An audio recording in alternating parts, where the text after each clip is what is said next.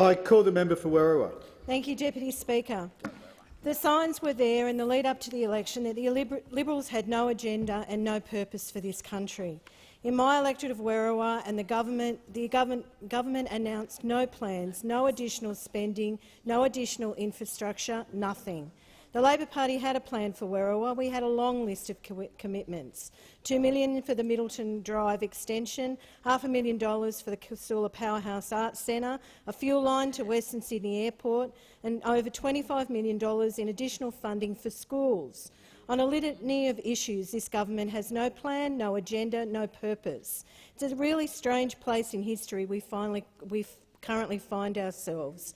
At a time we are confronted with the major issues and existential challenges. Yet, despite these challenges, we're in a bizarre situation where we actually have the answers. We do have solutions, but what we don't have is a government willing to act. Absolutely. The answers are there, the experts are telling us, the business sector are telling us, the community is telling us. On energy policy, the answers are there, on climate change and on reconciliation. The previous term, I had the privilege of sitting on the Energy Environment Committee. In both public and private hearings, the message was loud and clear. A well-functioning energy grid needs policy certainty. A stable energy grid must be underpinned by stable energy policy. Policy certainty addresses both pricing and supply. Policy certainty allows genuine long-term investment in power generation and provision. Certainly provides a stimulus for the supply through new investments in plant and for innovation through funding, research and development. Instead, all we've got from this government is big sticks, then little sticks, then no sticks.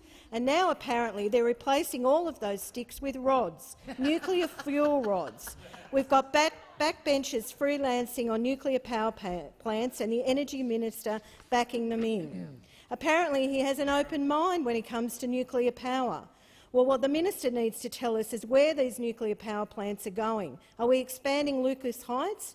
What does the member for Hughes think about that? Or Perth, perhaps the Gold Coast, maybe Port Phillip Bay? And while we're discussing the Energy Minister, if you're hoping for a climate change action on the part of the Morrison government, you're going to be waiting for a long time.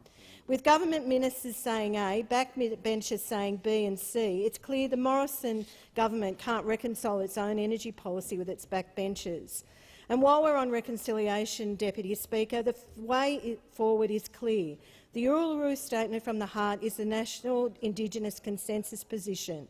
Our First Nations Australians are dying too soon, educated far less, incarcerated too often and suffer more preventable disease. The numbers show the tragedy in real term. Over a quarter of incarcerated adults in this country are First Nation Australians. Nearly half of all juveniles incarcerated are First Australians. In 2017, suicide was the leading cause of death among our First Australian children, and we can't come to any policy certainty. It is terrible.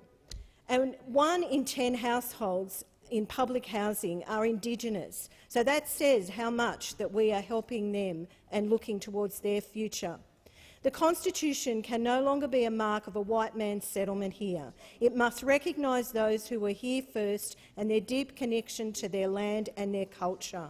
The Minister for Indigenous Affairs appears to share Labor Party's views on the constitutional recognition, but in no less than a week after apparent bipartisan commitment, we saw a captain's recall from Prime Minister Morrison in respect of what Minister Wyatt had said. We on this side are committing to ensuring our First Nations are recognised, respected and supported. Well, where is the government's plan? What is the plan on climate change and on energy policy? This government is short on plans and has no purpose. Mr. Speaker, I'm feeling generous. The Labor Party and I and all of my colleagues on this side of the House took lots and lots of great ideas to the election. And you know what? There were lots of people who voted for those policies. I really encourage those on the opposite benches to take some of ours. We'd be happy for our people to start getting what they deserve out of this country. I call the Assistant Minister. Thank you, Mr Deputy Speaker. I rise to draw the House's attention to the important work that is happening on the part of this government in terms of drought relief.